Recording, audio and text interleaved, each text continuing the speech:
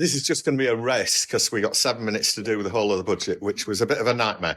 So some things you'll know and some things you may not know. And they were sort of buried in the paperwork that came out after Rachel Reeves sat down. But needless to say, as a business, I'm not a great fan. This week was the biggest tax grab in living memory. We've seen £40 billion worth of additional taxes, which is record, and record borrowings on day-to-day spending of £22 billion to invest in the economy over the next couple of years.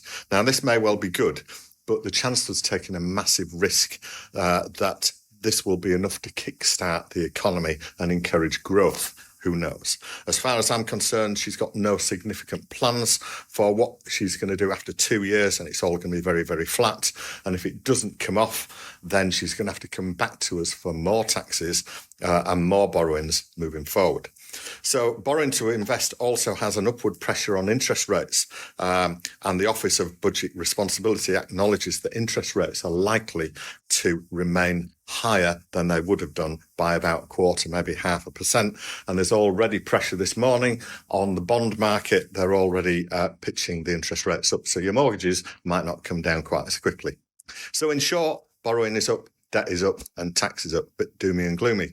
And in order to borrow more, Rachel Reeves has fiddled, there's another word for fiddled, with the fiscal rules. This is the way that we calculate our debt. This enables her to go to the markets and borrow more money. To be clear, she's projecting that she will be under her borrowing limits by £6 billion by the end of this Parliament. But had she not changed the goalpost, she'd have missed her own target by 10 billion. So that's a big debt, big debt. So what are the main changes? Well, the government set out in their manifesto that they wouldn't hurt the working person. And then they spent days and days and days narrowing down the working person to exclude most of the people in this room. So those of you who hold shares, who have property, who have savings, who employ people, who have a business, you're not ordinary working people. And the biggest raid is on national insurance for business owners. That's you guys.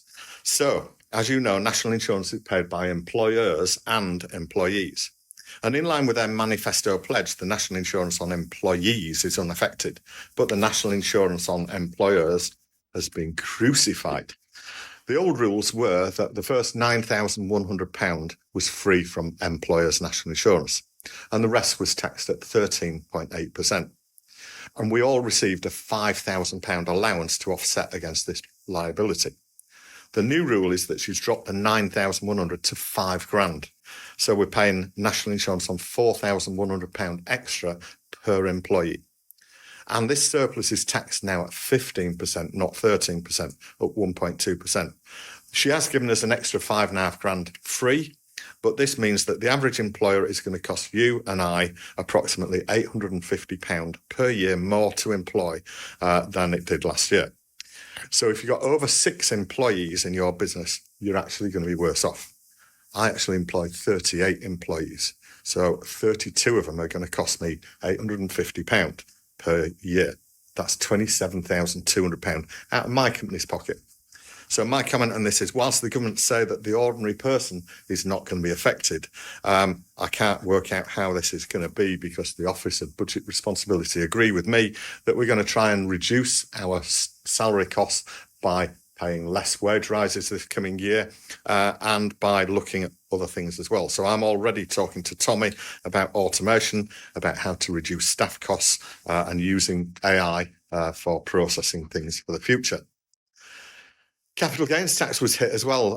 Capital gains tax on most gains were at the old rate of 10% in the basic rate band and 20% at the higher rate band. Now, property was taxed at a higher rate, 18 and 24% in the higher rate band. And the Chancellor's decided to up the rate on both of these to the same as property. So a 10% basic rate is now 18%, almost double, and a 20% higher rate is now 24%, which is a significant hike. The special relief for the likes of us in this room, which on business assets. So when we sell our business, we used to get a thing called entrepreneur relief. The first £1 million was taxed at 10%. Next year, this is going to be 14%. The year after, 18%. And no doubt by the end of the term, it'll go to 20, 22 and 24%. So it's all a bit doomy and gloomy. And as far as I can tell, This is a direct attack on the entrepreneur, us in this room, those of us who take a risk, those of us who borrow money, those of us who support growth, those of us who create wealth, those of us who employ people, those of us who hope for a more favourable return from our risk strategy. So it's not really great. Property investing on furnished holiday lets has sort of been crucified a bit as well.